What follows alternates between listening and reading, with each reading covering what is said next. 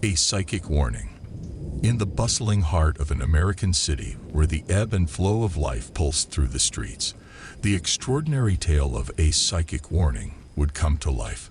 This story, while not inherently terrifying, transcended the realm of the ordinary into something eerie and unexplainable. Meet Frank, an unassuming man whose life was woven with threads of guilt, grief, and the unshakable memory of his estranged brother. It was a cold autumn day, and he found himself in a busy shopping mall, the impersonal crowd bustling around him as he roamed from one store to another. The rhythmic footsteps and the soft hum of conversation melded into the backdrop of his thoughts. In the midst of this ordinary day, the unexpected arrived with the haste of an old woman who seemed to materialize from the bustling crowd. She gasped for breath, her wrinkled face etched with urgency. Frank, taken aback, watched her approach with an amalgam of confusion and apprehension. "I ran all the way from the other end of the mall to find you," she exclaimed, her voice trembling with intensity.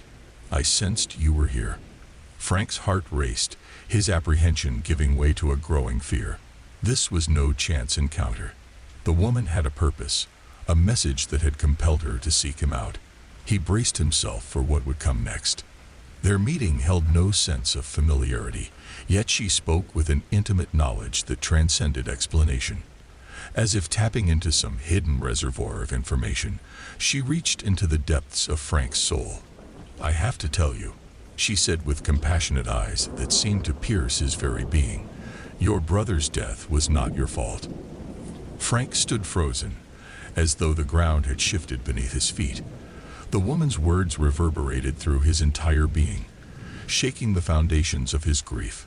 His brother's memory had long been an unhealed wound, a burden he had carried alone.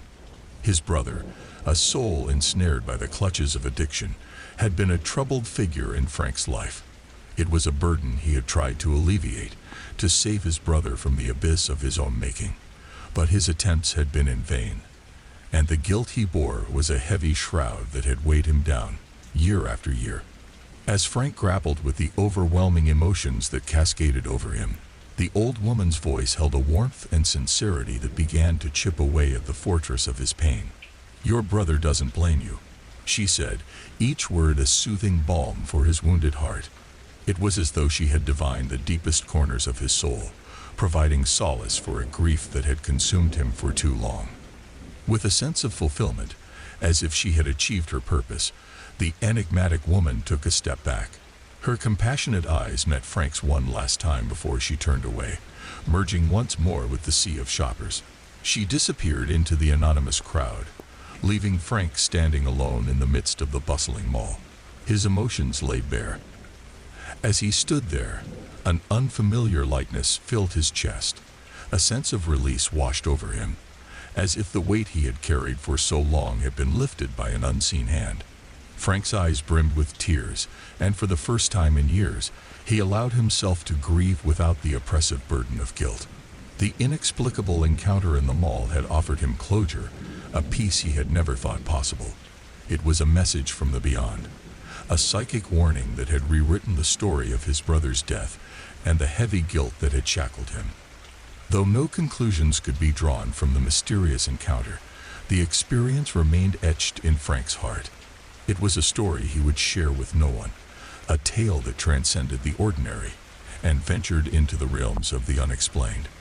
In the busy heart of the American city, where the rhythms of life played on, the memory of the psychic warning lived on in Frank's soul, a message of forgiveness, redemption, and a burden finally laid to rest. When art imitates life a little too closely. In a quaint neighborhood in the heart of Maryland, there was a house that stood out like a macabre masterpiece every Halloween season. While the town's residents looked forward to the unveiling of the new decorations with eager anticipation, few ever ventured to meet the person responsible for these extravagant displays. He was a loner, shrouded in mystery, and the entire neighborhood knew him solely for his unwavering Halloween spirit. As autumn's chill descended upon the town, the anticipation for the grand unveiling grew. The air became laden with excitement as whispers of the house's ghoulish transformations filled every corner of the community. The annual event had grown into a local tradition. Families would gather together, huddled in warm jackets and clutching cups of hot cocoa, awaiting the spectacle. The new theme for this year's Halloween display was inspired by the infamous Vlad the Impaler. The decorations were grotesque, taking horror to new extremes.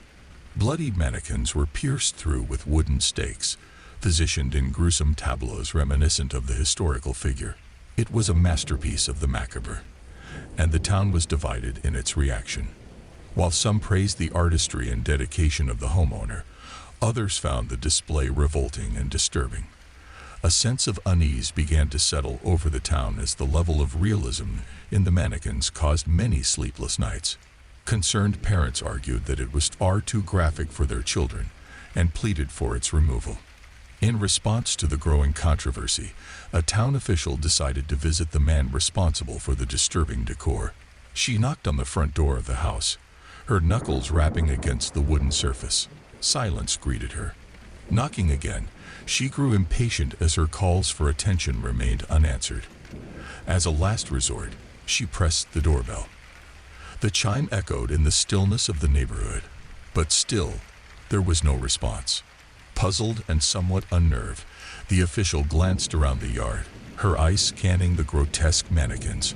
Her attention was suddenly drawn to an overpowering, putrid odor that hung in the air, enveloping her senses. An unusual number of insects swarmed around, a stark contrast to the time of year. Concern deepened within her as she approached one of the mannequins. She reached out to examine the craftsmanship of the sculpture. The detail was eerily lifelike, and she couldn't help but be impressed by the sheer realism. But as her fingers brushed against the mannequin, she was met with an uncanny sensation. The texture beneath her fingertips was soft and smooth, cold to the touch, like the flesh of a living being. Her heart raced as shock and horror intertwined. Trembling, she lifted her trembling finger away from the mannequin. The realization dawned upon her, crashing down with the weight of a nightmare. The mannequin wasn't a mannequin at all. It was a human being, or what remained of one. The official gagged, the putrid odor now unbearable, and covered her mouth with her hand. Panic began to set in as she retreated from the gruesome tableau. The neighborhood's macabre artist had taken his craft to an unprecedented level, transcending art and life. In the days that followed, the town was abuzz with frantic discussions. An intense manhunt was launched to locate the man responsible for this nightmarish display. But the loner who had once lived in the house had seemingly vanished, leaving behind nothing but a sinister legacy. Today, the house remained a haunting symbol of the chilling events that transpired that Halloween season. It was a true haunted house, a place where art had imitated life a little too closely, and where the line between the living and the dead had been eerily blurred. A voice in the desert. New Mexico's vast desert landscape stretched out before them, a seemingly endless expanse of sand and sky. Two young men, Josh and Dan, had embarked on a camping trip to escape the confines of their busy lives. They were in their 20s, seeking adventure and solace in the barren beauty of the desert. Their camping gear was minimal, with little more than sleeping bags, food, and the materials required to start a fire. As the day transitioned into night, they found themselves far from the city lights, gazing up at the starry canopy that stretched above them. The tranquility of their surroundings provided an eerie calm. The silence of the desert broken only by the occasional whisper of the wind through the sand. They settled in, preparing their dinner and exchanging stories around the campfire. The night air was cool, and the scent of the desert was a welcome change from the city's chaos. As they lay in their sleeping bags, looking up at the star-studded heavens, they couldn't help but feel a profound connection with the universe. It was a moment of perfect serenity, a rare escape from the noise and demands of their daily lives. But the beauty and peace of their desert retreat were short-lived. In the early hours of the morning, as the moon cast an eerie glow over the sandy landscape, Josh was startled awake by a sound that pierced the stillness. It was a voice, and it sounded like Dan, but there was something profoundly wrong with it. The voice was frantic, laced with a sense of urgency that sent shivers down Josh's spine. "Come here, quick. Look." The words were unnatural, a perfect repetition, devoid of emotion. Josh sat up, bewildered, trying to discern the source of the voice.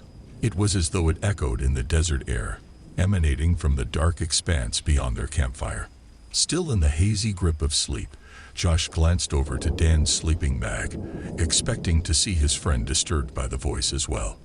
But Dan lay there, sound asleep, his chest rising and falling in peaceful slumber. Josh's heart quickened as the voice rang out once more, beckoning him with the same eerie, repeated urgency. "Come here, quick. Look." It was as though an unseen hand tugged at his consciousness, compelling him to respond. He decided to investigate, cautiously unzipping his sleeping bag. But just as he was about to step out, someone grabbed him from behind. The grip was firm, and a sense of dread washed over him. Josh's breath caught in his throat as he turned around, expecting to see Dan. It was indeed Dan, but his expression was one of urgent silence. He held a finger to his lips, cautioning Josh to keep quiet. Fear coursed through Josh as he realized that the voice that had called out to him was not Dan's. They exchanged a tense and silent glance, communicating their shared sense of dread. With Dan leading the way, they rolled up their sleeping bags as quietly as possible, leaving their campfire still flickering in the dark desert night. Without speaking, they'd moved away from their campsite, keeping to the shadows. The voice continued to call out, its unnerving repetition echoing in the desert. But the two friends dared not look back, nor did they respond to the haunting beckoning. They had no desire to discover the source of the voice or its intentions. As the first light of dawn began to break over the desert horizon, they put as much distance between themselves and the eerie voice as they could. Their hearts pounded with a mixture of fear and confusion, their minds filled with unanswerable questions. The desert had held a secret that had lured them into its depths, a voice that had called to them with unnatural urgency. To this day, Josh and Dan still do not know who or what was trying to lure Josh away into the vast, desolate expanse of the New Mexico desert. The mystery of that haunting night remains unanswered, an enigma that continues to cast a shadow over their lives, a voice in the desert that defies explanation.